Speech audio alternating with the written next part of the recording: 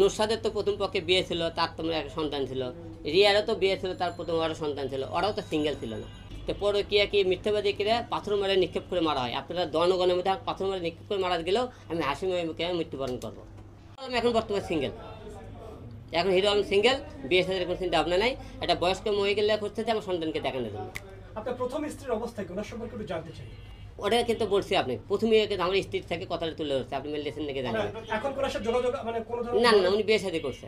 বিয়ে শাদী করেছেন, তাহলে এখন শুধু আপনার ভরণ পোষণ শুধু কাকে দিতে হয়, শুধু মেয়েকে?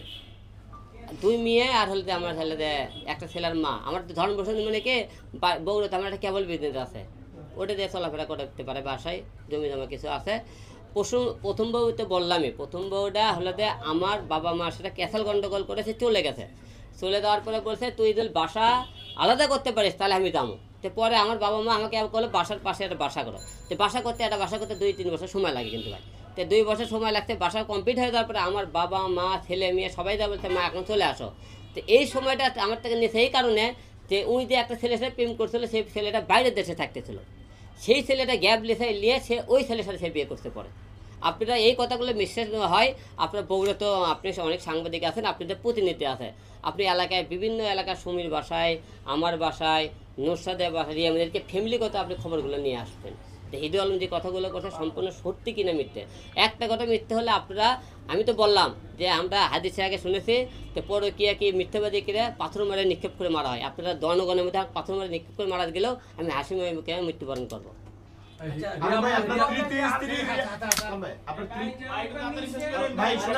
আপনার তৃতীয় স্ত্রী রিয়া মনিকে ডিভোর্স দেওয়ার পর যদি পূর্বের দুই স্ত্রীর যে কেউ একজন ফিরতেছে, আপনি সেক্ষেত্রে গ্রহণ করবেন?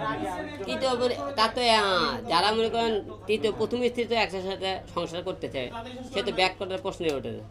এখন রিয়া তো মনে করেন আমি চাইলেও মনে করেন আমার ফ্যামিলি কথা তার জীবনে মেনে নেবে না, ঠিক আছে? রিয়া মনে একেবারেই বাদ।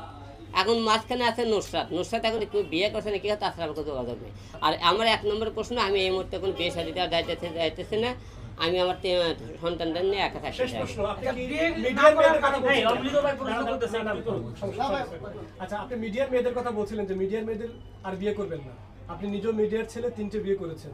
তাহলে মিডিয়ার ছেলেরা যদি ছেলে হয়ে যদি আপনি 3টে বিয়ে করতে পারেন, তাহলে মিডিয়ার মেয়েরা কি দোষ করলো, আমি সেটা একটু জানতে চাই। মিডিয়ার আমি যে কটা বিয়ে করছি, মিডিয়ার মেয়েটাও তো একটাও তো সিঙ্গেল ছিল না। নুসরাতের তো প্রথম পক্ষে বিয়ে ছিল, তার তো একটা সন্তান ছিল।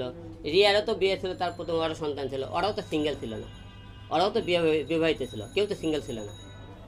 বিয়ে করবেন এই বাক্যটা বলেন। এখন বর্তমানে বিয়ে করার কোনো প্রশ্নই ওঠে না। মিডিয়ার যেহেতু 2টে মেয়ে বিয়ে করছে, মিডিয়ার মেয়েরা বিয়ে করে 2টে, আমাদের মধ্যে সেলিব্রিটিদের বিয়ে করে 2টে কারণে, ওরা ভাইরাল হতে চায়। ওরা মনে করেন ওরা উপর লেভেলে উঠতে চায়, ভাইরাল হতে, কারণ সেইটাই তো না হবে।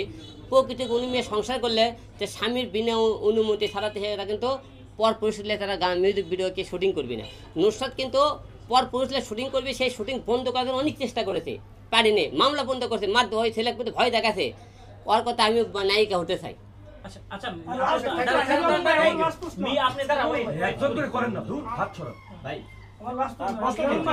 আপনি বলেছিলেন হ্যান্ডা